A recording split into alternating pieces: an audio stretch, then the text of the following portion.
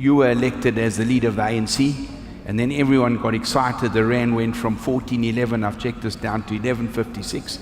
Unfortunately, it's gone back to about 13.70 or 13.80. But that had nothing to do with you. That's got to do with other things. Thank you. But I think after the incitement, the reality hit us. And really hit us on how much damage had been done over, maybe a little bit you could say was the financial crisis, but then, in the post-financial crisis era, and that the road to recovery was going to be particularly difficult. Were you shocked when you opened the box and saw the damage? I can see the minister sitting there, Pravin. Used to tell us, connect the dots. This now sounds like the Zondo Commission. Yeah. I will be going, so I'll have my moment. But let me start off by expressing my sincere gratitude to have been invited to this wonderful conference, and also to say that the efforts that Stephen has been making for me to appear and meet members of the community are continuously bearing fruit. I was able to do so in Cape Town, and we're going to have a very good meeting with the South African Jewish Board of Deputies. So that meeting is going to happen. And the presence here of a number of ministers in my cabinet demonstrates the seriousness which we ascribe to our dealings with the community. So you can rest assured that the Jewish community is a special community that we want to continue dealing with.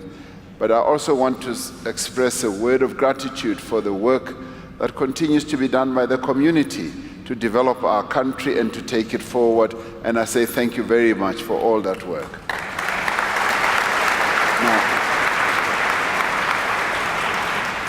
Now the Chief Rabbi and I have developed a wonderful system of working.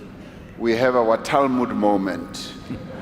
So now and again, we've committed to meeting to go through verses of the Talmud. So he's going to give me my own Talmud. And I hope it's leather-bound, Chief Rabbi.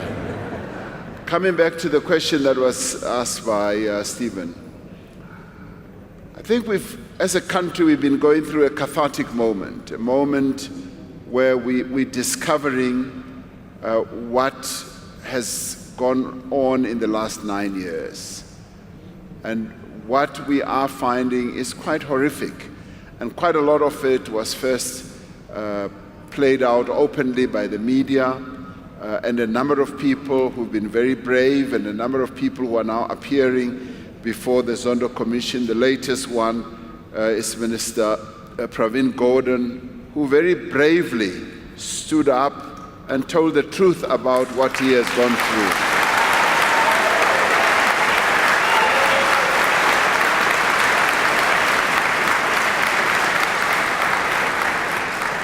Now, clearly, he's drawn a lot of condemnation and attack from a number of circles. And those are circles that are still so deeply embedded in what has been going wrong in our country. Our task is to support, defend people like Pravin Gordhan, and a number of others are going to come to the fore. We should stand behind them, because what they are seeking to do is to rid our country of the culture of corruption, which had seeped into the sinews of our body politic. And the determination is now strong within the leadership of the governing party and a number of other sectors, including Parliament and a number of others, to rid our country of corruption. And I have no doubt whatsoever that we will succeed in this task. South Africa will soon be corruption-free. That must happen.